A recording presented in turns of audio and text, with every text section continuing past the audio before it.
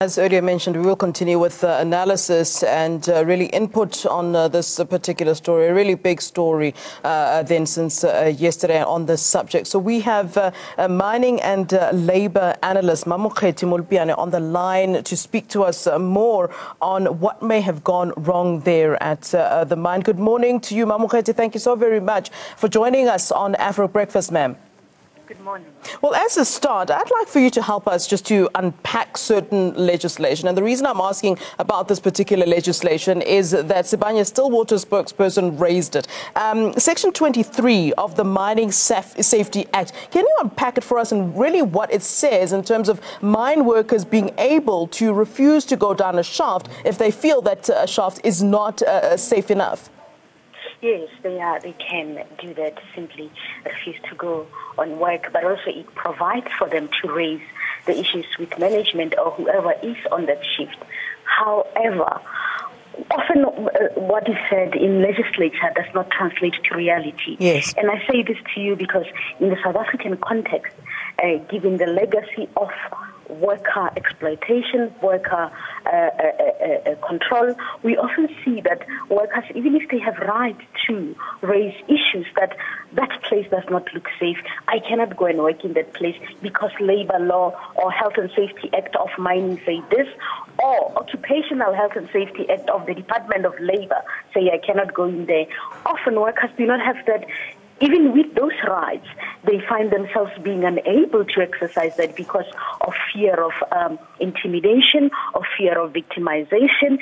And oftentimes, when raising legal law issues or related safety issues, sometimes workers have found themselves fired, not just in the mining industry, throughout the country on various aspects.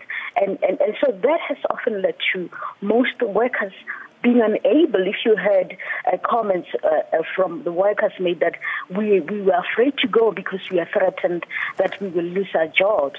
And so that's for me one of the critical issues, that they may have a legislature that say a worker can say to an employer, that place is unsafe, it's unstable, I cannot go work in there. But in reality, it's the opposite, or it doesn't work out like that. Mamokgethi, I know you were not there on the particular day, but just a question regarding safety at mines. And I think I'm going to say just broadly, not just necessarily at Sibanye-Stillwater.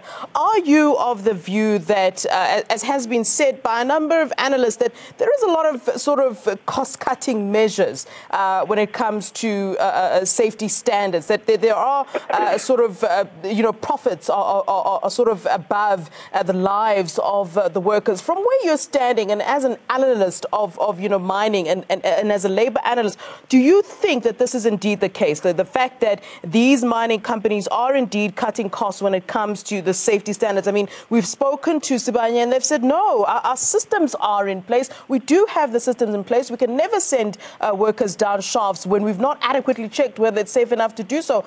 But here we are sitting with deaths at the moment. So it cannot be true that there is safety down at these shafts.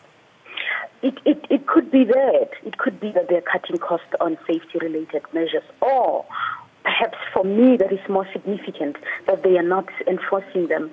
They are not putting in place measures of ensuring the safety of workers, simply because they have seen, broadly the industry has seen, that there is no repercussions or penalty that comes their way if they falter, if workers have died in mines.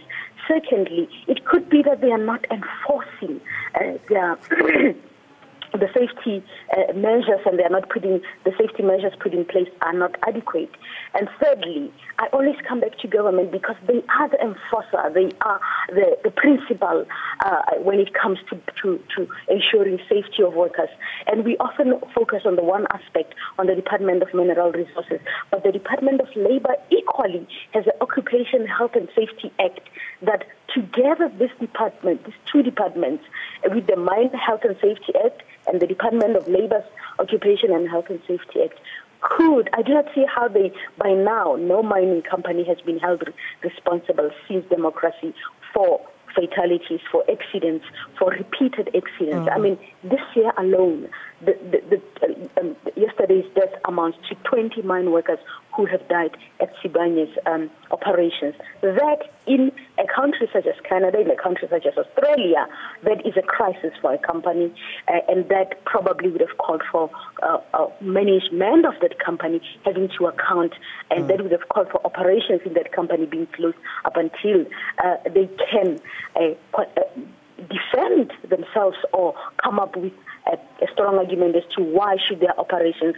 resume when it's clear safety of workers. And in this case, we must contextualize always to South Africa.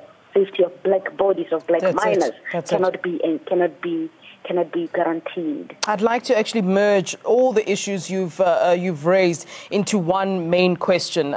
You talk about worker exploitation. You talk about government accountability. We know that mining in this particular country has a very ugly history that comes from the apartheid days. In fact, where black lives were cheap, really, if we can put it that way. And it seems that even now that's continued. What is the current government meant to do or supposed to do in order to kind of make sure that the issues relating to mining, whether it be safety, whether it be payments, that they actually sort it out? Because we cannot be dealing with the same kind of issues that we had during the terrible time of apartheid. Well, the democratic government really was meant to enforce and change legislation in mining. To an extent, it has improved many things. However, and I always raise this consistently, where safety and enforcing rules of safety and ensuring safety is concerned, they have been found lacking. I mean, even when you listen to the insight from Minister Mantashe as he was speaking, it's a very friendly, very calm way of expressing. I'm not saying the minister must shut, but it's a very calm way of engaging an issue that is a crisis. I think we must emphasize this. For a worker to go to work and die at work is a crisis, and for it to happen repeatedly over a period of time is a deep crisis. And so I think if we put it this way, because we often have become so used to the language of say, mine workers have died in the mine, mine workers have died in the mine. But picture an ordinary worker. This is a worker dying at their place of work. If it's in any other industry, companies would have taken serious measures. So I think it's critical now that and I do not think a summit or Indaba or a gathering or Mbizo will solve this.